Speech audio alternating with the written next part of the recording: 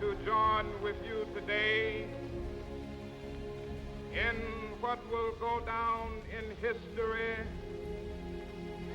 as the greatest demonstration for freedom in the history of our nation.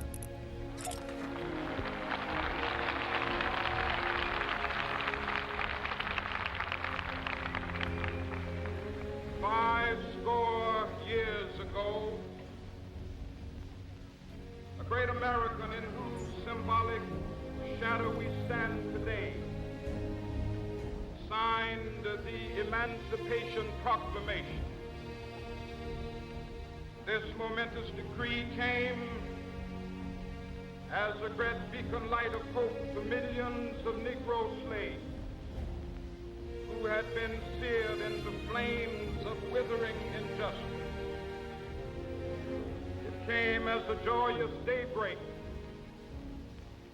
to end the long night of their captivity. But 100 years later, the Negro still is not free. 100 years later,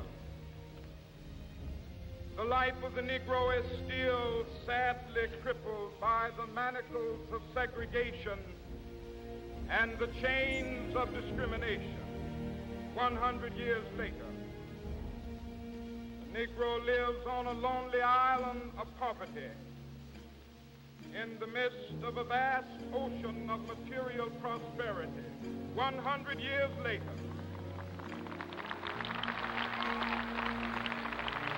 the Negro is still languished in the corners of American society, finds himself in exile in his own land.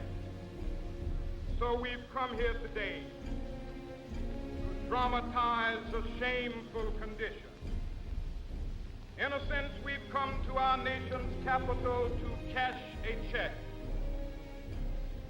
When the architects of our republic wrote the magnificent words of the Constitution and the Declaration of Independence, they were signing a promissory note to which every American was to fall heir. This note was a promise that all men, yes, black men as well as white men, would be guaranteed the unalienable rights of life, liberty, and the pursuit of happiness. It is obvious today that America has defaulted on this promissory note insofar as her citizens of color are concerned. Instead of honoring this sacred obligation, America has given the Negro people a bad check, a check which has come back marked insufficient funds.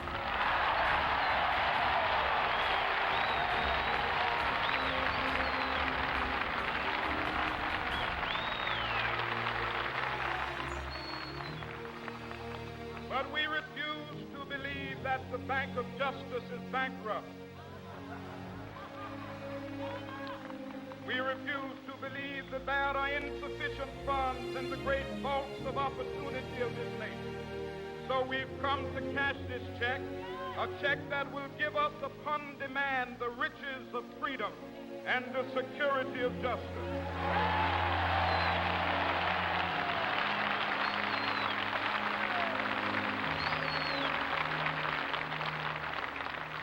We have also come to this hallowed spot to remind America of the fierce urgency of now. This is no time to engage in the luxury of cooling off or to take the tranquilizing drug of gradualism.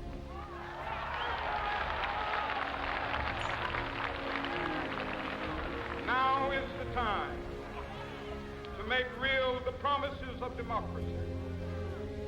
Now is the time to rise from the dark and desolate valley of segregation to the sunlit path of racial justice. Now is the time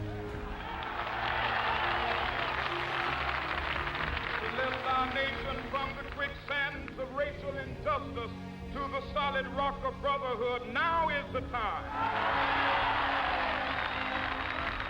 Make justice a reality for all of God's children.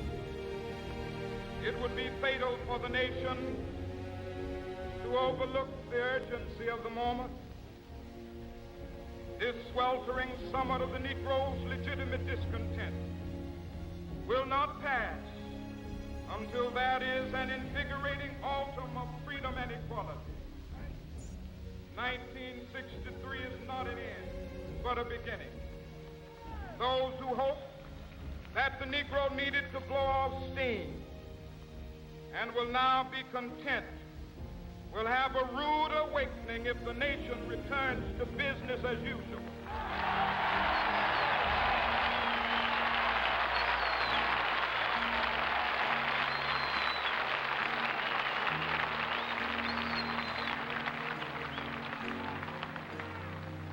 There will be neither rest nor tranquility in America till the Negro is granted his citizenship rights. The whirlwinds of revolt will continue to shake the foundations of our nation until the bright day of justice emerges. That is something that I must say to my people who stand on the warm threshold which leads into the palace of justice. In the process of gaining our rightful place, we must not be guilty of wrongful deeds. Let us not seek to satisfy our thirst for freedom by drinking from the cup of bitterness and hatred.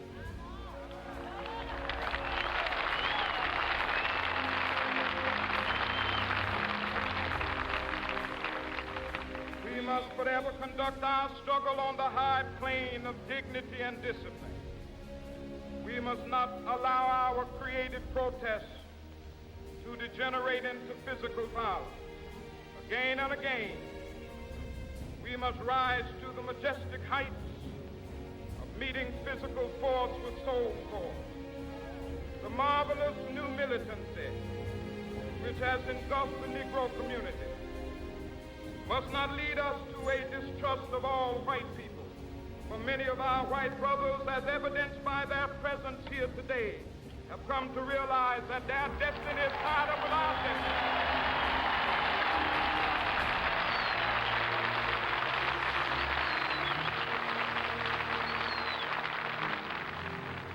They have come to realize that their freedom is inextricably bound to our freedom. We cannot walk alone. As we walk, we must make the pledge that we shall always march ahead. We cannot turn back. There are those who are asking the devotees of civil rights, when will you be satisfied?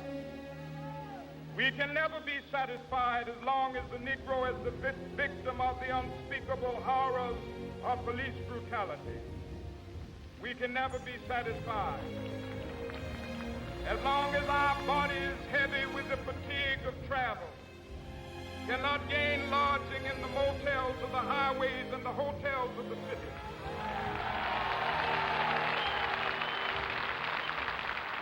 We cannot be satisfied as long as the Negro's basic mobility is from a smaller ghetto to a larger one.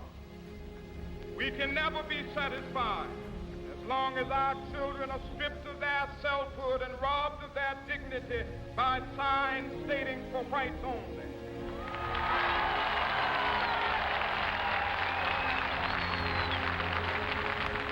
We cannot be satisfied as long as a Negro in Mississippi cannot vote and a Negro in New York believes he has nothing for which to vote.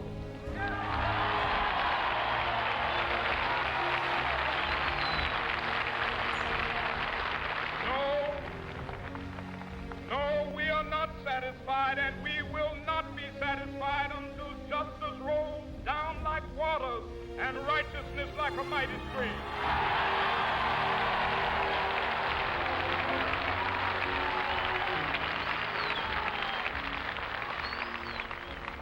I am not unmindful that some Some of you have come here out of great trials and tribulations. Some of you have come fresh from narrow jail cells. Some of you have come from areas where your quest for freedom left you battered by the storms of persecution, staggered by the winds of police brutality. You have been the veterans of creative suffering. Continue to work with the faith that unearned suffering is redemptive. Go back to Mississippi. Go back to Alabama. Go back to South Carolina. Go back to Georgia. Go back to Louisiana. Go back to the slums and ghettos of our northern cities, knowing that somehow this situation can and will be changed. Let us not wallow in the valley of despair. I say to you today, my friend,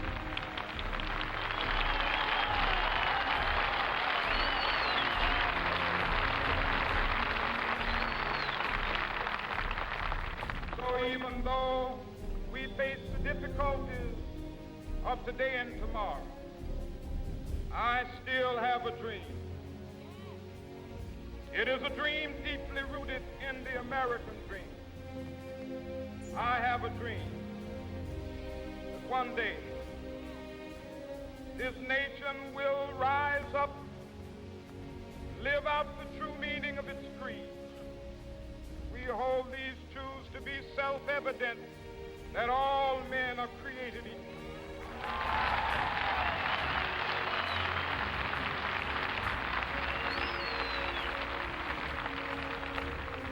I have a dream that one day on the red hills of Georgia, sons of former slaves and the sons of former slave owners will be able to sit down together at the table of brotherhood. I have a dream that one day even the state of Mississippi, a state sweltering with the heat of injustice, sweltering with the heat of oppression, be transformed into an oasis of freedom and justice. I have a dream. My four little children will one day live in a nation where they will not be judged by the color of their skin, but by the content of their character. I have a dream today.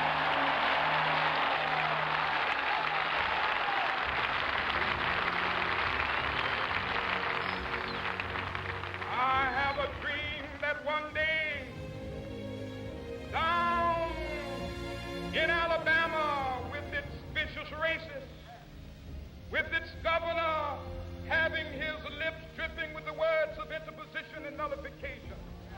One day right there in Alabama, little black boys and black girls will be able to join hands with little white boys and white girls as sisters and brothers. I have a dream today.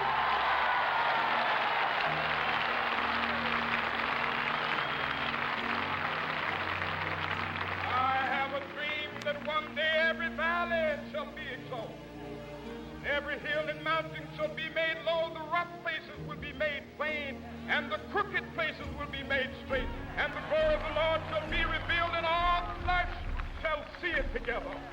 This is our hope. This is the faith that I go back to the South with. With this faith, we will be able to hew out of the mountain of despair a stone of hope.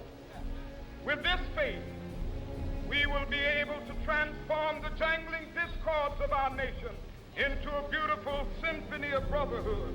With this faith, we will be able to work together, to pray together, to struggle together, to go to jail together, to stand up for freedom together, knowing that we will be free one day. This will be the day. This will be the day when all of God's children be able to sing with new meaning, my country, tears of thee. Sweet land of liberty of thee I sing. Land where my fathers died, land of the pilgrim's pride. From every mountainside, Let freedom ring, and if America is to be a great nation, this must become true. So let freedom ring from the prodigious hilltops of New Hampshire. Let freedom ring from the mighty mountains of New York. Let freedom ring from the heightening Alleghenies of Pennsylvania. Let freedom ring from the snow-capped Rockies of Colorado. Let freedom ring from the curvaceous slopes of California. But not only that, let freedom ring from Stone Mountain of Georgia. Let freedom ring from Lookout Mountain of Tennessee. Let freedom ring from every hill and molehill of Mississippi, from every mountainside. Let freedom ring, and when it happens, when we allow freedom ring, when we let it ring from every village and every hamlet, from every state and every city, we will be able to speed up that day when all of God's children, black men and white men, Jews and Gentiles, Protestants and Catholics, will be able to join hands and sing in the words of the old Negro spiritual, free at last, thank God Almighty.